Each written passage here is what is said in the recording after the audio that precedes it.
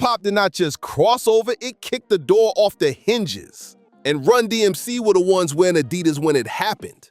This episode's Golden Era Deep Dive takes you from Hollis, Queens block parties to global arenas, from leather jackets and fedoras to corporate sneaker deals, and from trailblazing videos on MTV to a legacy cemented in the Rock and Roll Hall of Fame. Chapter 1. Early Lives and Hollis Roots. Before Run DMC, there were 3 young men growing up in Hollis, Queens, New York. Joseph Simmons was the younger brother of budding music hustler and future Def Jam co-founder Russell Simmons. Dow McDaniels was a Catholic school kid who loved comic books, rhyme writing, and the booming New Park jam culture. Jason Mizell was a natural on the turntables, blending break beats and rock riffs with precision. Church rhythms, neighborhood DJs, and the emerging b-boy scene all mixed into the DNA that would become Run DMC. Chapter 2. From the Force to the Name. Joseph first rocked mics as DJ Run in the group The Force. When Russell Simmons saw the potential of pairing his brother with Daryl and bringing in Jason on the cuts, the chemistry was instant. They locked in a stripped-down sound built on hard drum machine hits, aggressive delivery, and Jam Master Jay scratches. Profile Records signed them. The name Run DMC stuck. Simple, bold, impossible to forget. Chapter 3. Breakthrough Singles and the Self-Titled Debut. The singles It's Like That and Sucker MCs hit like a gut punch. Sparse beats, no disco gloss, just raw street report, and brag rap barked into the mic. Hip-hop was shifting.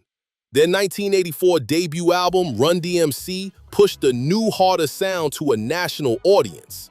Minimalist production made the rhymes front and center, and club DJs ran the records non-stop. Chapter 4.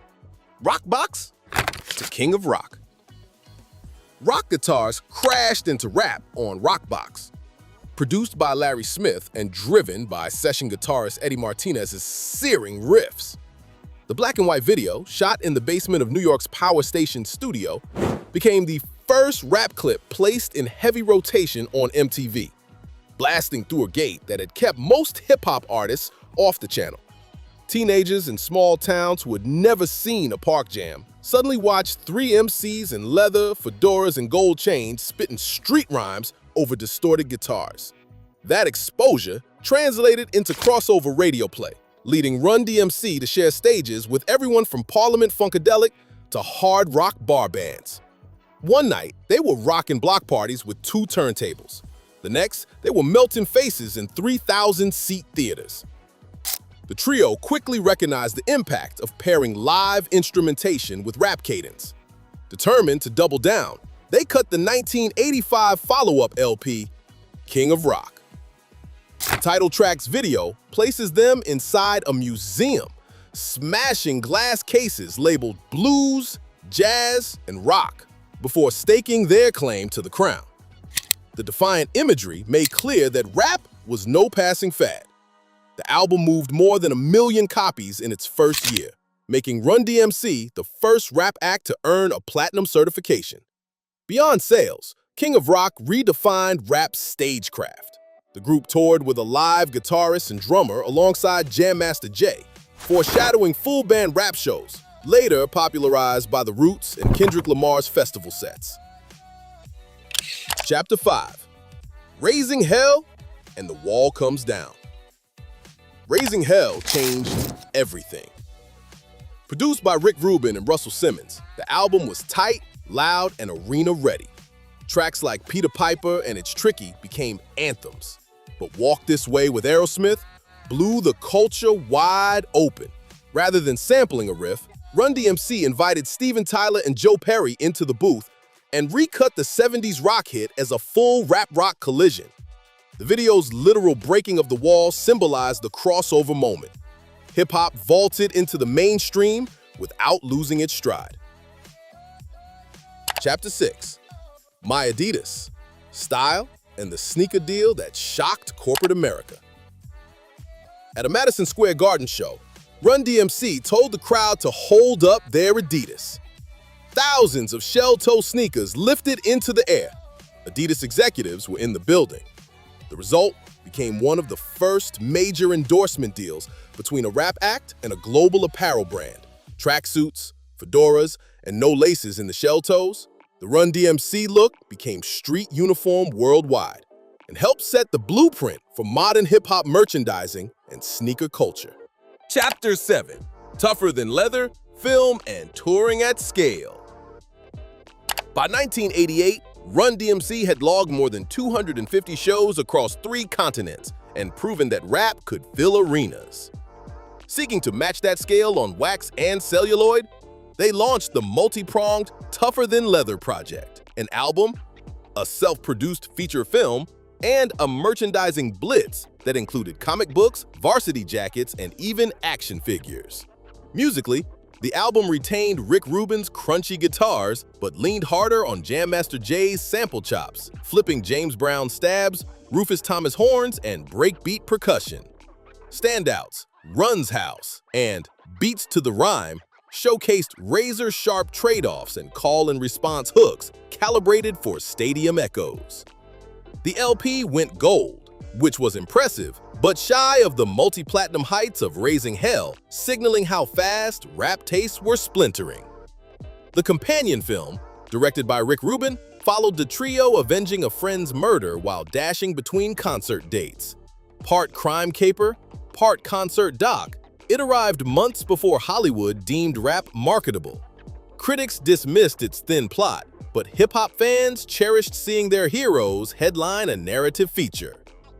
Commercial headwinds didn't slow the road machine. The 1988 and 89 Together Forever World Tour grossed an estimated $8 million with a crew of 55, custom stage risers, and a 36-foot inflatable Adidas shell toe that unfurled during encores, cementing Run DMC as rap's first arena tour architects. Chapter 8. Changing Times and Back from Hell. Hip-hop's soundscape mutated at warp speed heading into the 1990s. Public Enemy weaponized dense samplers for political fury. De La Soul ushered in the psychedelic daisy age. And NWA broadcast raw West Coast reality rap. Sample clearance lawsuits also pushed production costs skyward, forcing artists to rethink their sonic palettes. Run DMC answered with 1990s Back from Hell, aiming to modernize. Jam Master Jay threaded harder 808 kicks, New Jack Swing synth bass, and a sprinkling of dancehall toasting from guests like Mad Cobra. Lyrically, the trio tackled gun culture with tracks like Living in the City, and hustling narratives with the track Faces, themes they had largely avoided in their earlier party-centric catalog. Yet the creative shift mirrored mounting personal and industry pressures. Daryl McDaniels' alcohol use escalated, while Joseph Simmons wavered between street bravado and a budding spiritual awakening. Label nerves and changing radio formats gave the album little runway. It peaked at number 81 on the Billboard 200, their lowest showing, though lead single Pause found club life via a Todd Terry House remix. Even in commercial airways, the group's OG status proved magnetic. They headlined college lecture panels on music business, and Jam Master Jay launched JMJ Records, signing a rowdy Queens quartet named Onyx and mentoring a charismatic 50 Cent.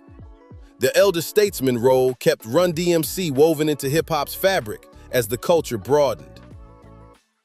Chapter 9. Renewal, Faith, and Crown Royal.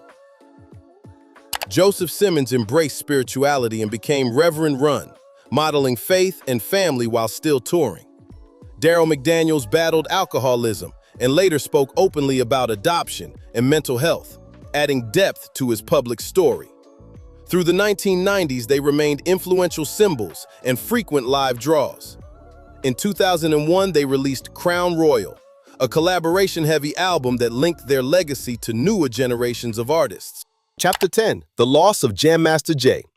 On the evening of October 30th, 2002, Jason Jam Master Jay Mizell was fine-tuning beats inside his 24/7 studio in Jamaica, Queens, mentoring young DJs and mapping out Run DMC's next tour dates.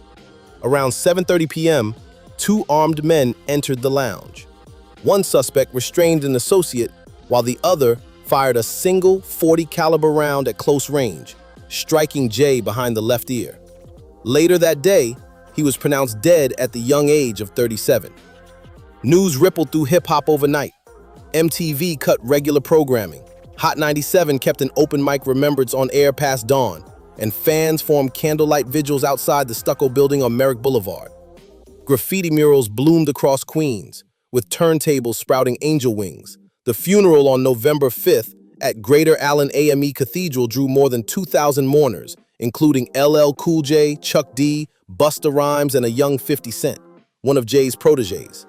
Reverend Run delivered a tear-choked eulogy, saying, quote, "Jason turned tables into instruments and made the whole world dance." BET and MTV broadcast clips internationally, marking one of the first televised hip-hop funerals. In the aftermath, Run DMC officially retired from recording and touring. DMC told the press, "There is no Run DMC without Jam Master Jay," period, underscoring how integral the DJ remained to their identity. Investigators struggled for years amid conflicting witness accounts, making the case one of hip-hop's most haunting cold files.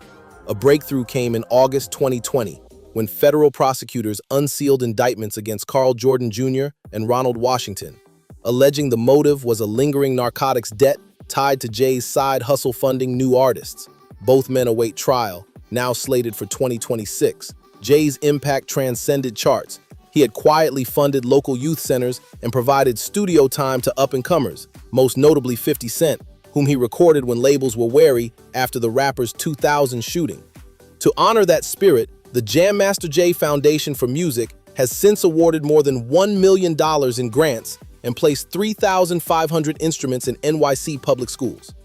The Technique's 1,200 turntables used on Run DMC's final tour now reside in the Smithsonian alongside Louis Armstrong's trumpet. Chapter 11: Legacy Honors and Hall of Fame. Run DMC were inducted into the Rock and Roll Hall of Fame in 2009, one of the earliest hip-hop groups to receive the honor. Their fashion lives on in sneaker culture.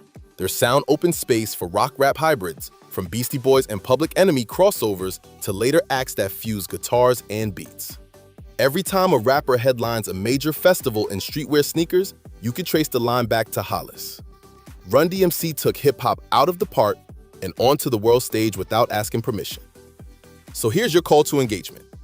Which Run DMC track still hits the hardest for you today? Did Walk This Way change the game? Or just speed up what was already coming? Drop your favorite memory, lyric, or pair of shell toes in the comments, and be sure to ring the bell for more Golden Era deep dives. Peace!